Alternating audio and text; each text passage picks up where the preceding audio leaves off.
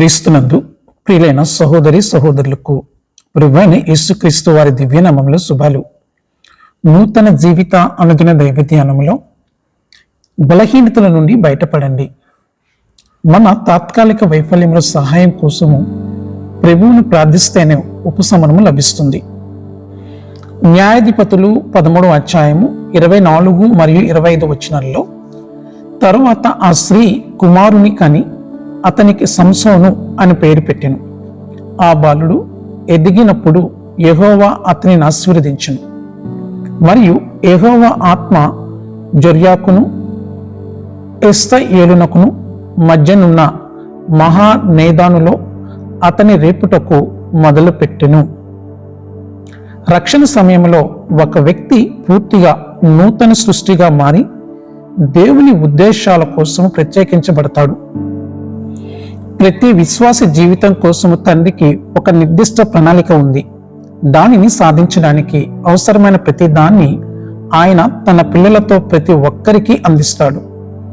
2వ పేతురు 1వ అధ్యాయం 2వ వచనంలో, తన మహిమను బట్టి గుణాతిశయమును బట్టి మనలను పిలిచిన వాని గూర్చిన అనుభవ జ్ఞానము మూలముగా ఆయన దైవభక్తి జీవమునకును భక్తికిని కావలసిన వాటన్నిటినీ మనకు దయచేయుచున్నాడు. ఇశ్రాయేలు ఫిలిస్తీన్ల పాలనలో ఉన్నప్పుడు ప్రజలందరూ ఆ దినములలో ఇశ్రాయేలీయులకు రాజు లేనందున ప్రతి వాడును తన ఇష్టానుసారముగా ప్రవర్తించుచూ వచ్చెను. న్యాయాధిపతులు 21వ అధ్యాయం 25వ వచనంలో, దేవుడు సంసోనును సేవ కోసం ప్రత్యేకించి నియమించాడు. ఫిలిస్తీన్ల చేతుల నుండి ఇశ్రాయేలును విడిపించుట ప్రారంభించువాడు.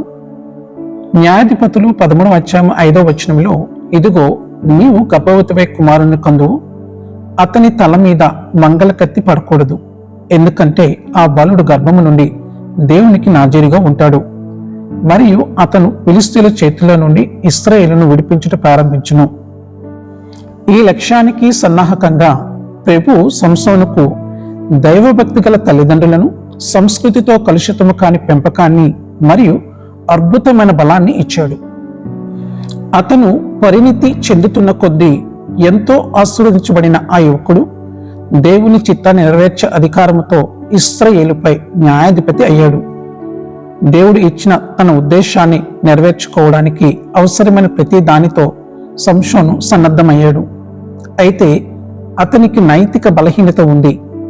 అది అతని పతనానికి మరియు అతని అద్భుతమైన బలాన్ని కోల్పోవడానికి దారితీసింది. ఫలితంగా సంసోను తన శత్రువుల నుండి హింస, జైలు శిక్ష మరియు ఎగతాళి వంటి బాధలను భరించాల్సి వచ్చింది. అయితే చివరికి అతను చివరిసారిగా తన ద్వారా పనిచేసిన దేవుని వైపు వినయంగా తిరిగాడు.